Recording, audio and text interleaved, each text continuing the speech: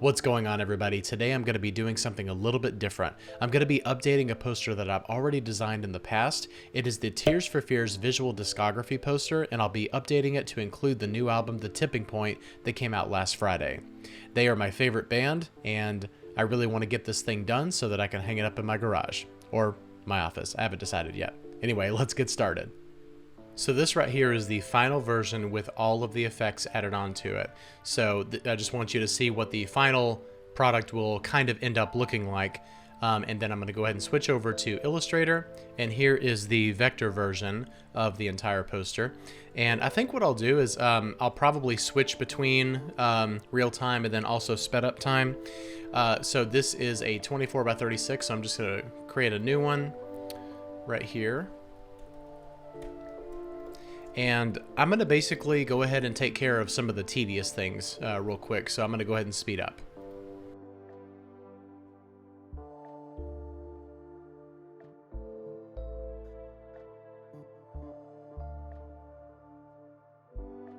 All right, so the first thing I'm going to do here after getting that basic structure set up is I'm going to go ahead and list out all of the years. I've got 1981 all the way down to 2022, and thankfully that's an even number, so we'll have an even number of years on both sides.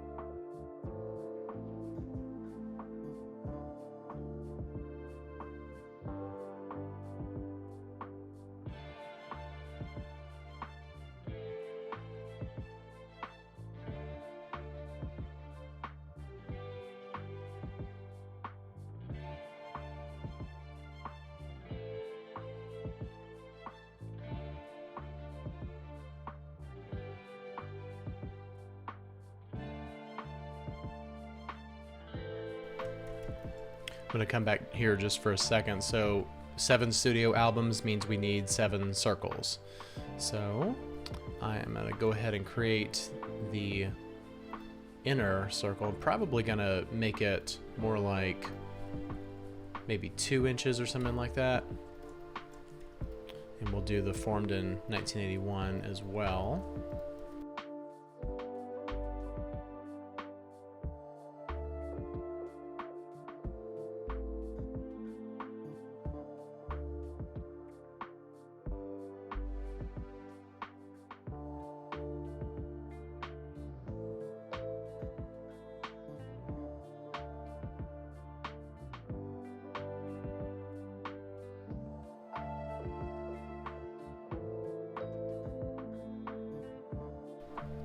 And then I'll just go in and grab this right here. Oh, let's go ahead and lock those backgrounds. Go ahead and grab this since it's already there. No point in having to recreate it. These little elements right here are really designed by the Seeds of Love aesthetic from the album artwork. It doesn't necessarily apply to the whole band, but you know, this is a poster that I'm creating, and my favorite album has always been The Seeds of Love, so I'm definitely going to put my influence in to the design of the poster itself. Let's paste this and then group it together just to, yep, alright, good. And we'll just kind of bring it in a little bit. It needs to be a little bit closer to something like that. Alright, I think that's good. And then, oh yeah, we've got to do the timestamps of those as well.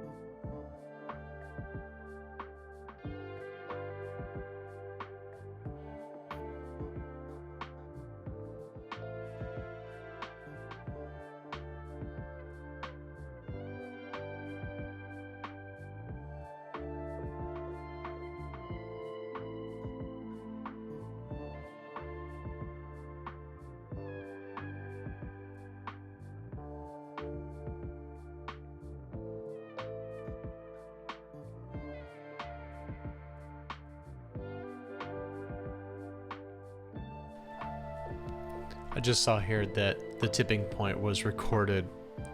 It started recording in 2013. Holy crap.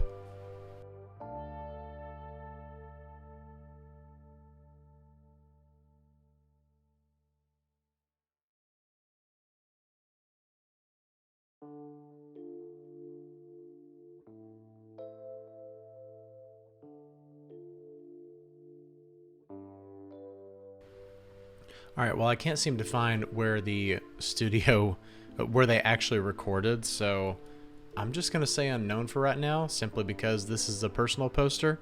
Hopefully I can find out soon, and, you know, I'll be able to update it.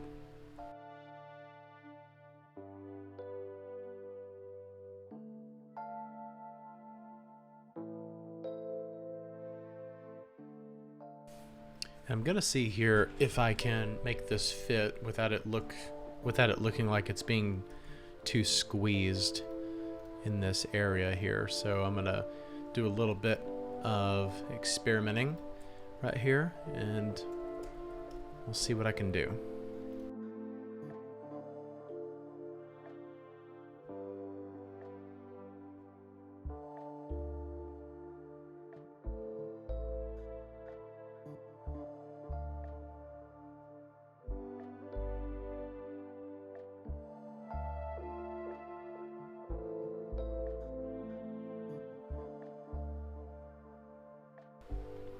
And while I'm on here and updating this, I might as well see if I can find the sales information for it, because last time I wasn't able to find it anywhere.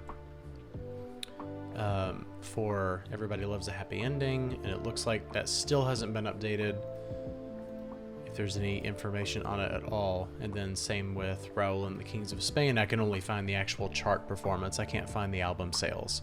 So I am just going to leave it as unknown for the tipping point, since I already had it for Raoul and Happy Ending.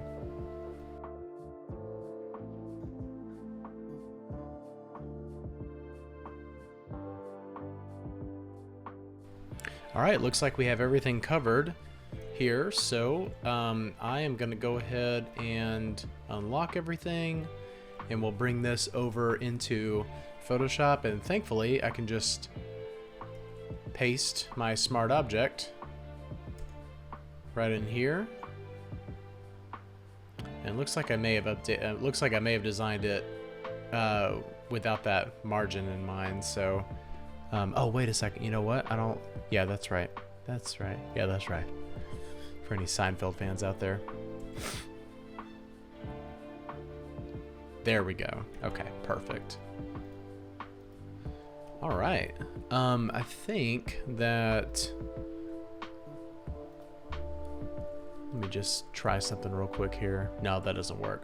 I really like the colors here, but I still think we can differentiate between years that they released an album and years that they didn't. So, you know, the ones that they actually released an album, I changed those years to gold just to kind of give it a little bit more of an infographic type of feel.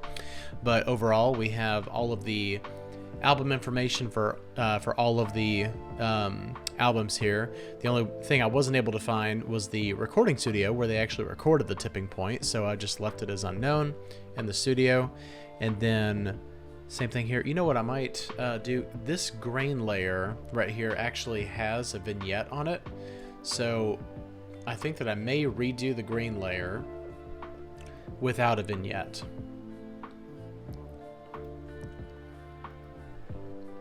And that might actually help to be able to see the information a little bit better.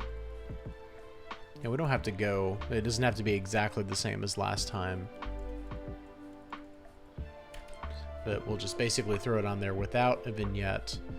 Okay, that's much better. Yeah, and you can see the gold a little bit easier.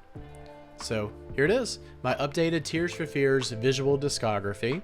And I think I'm gonna get this thing printed out and put up in my garage, or maybe here in my office. I don't know, I haven't decided yet, but here it is. Well, thanks a lot for watching me update the visual discography poster of my favorite band, Tears for Fears. I hope you had a good time watching as I Struggled in some places, but you know, for the most part I got it done, and I think it looks really great. If you like this video, please hit like and subscribe at the bottom, and also click the bell for notifications. That way you'll get notified every time I upload a new video. Thanks for watching, and I'll see you next time. Have a great day. Bye-bye.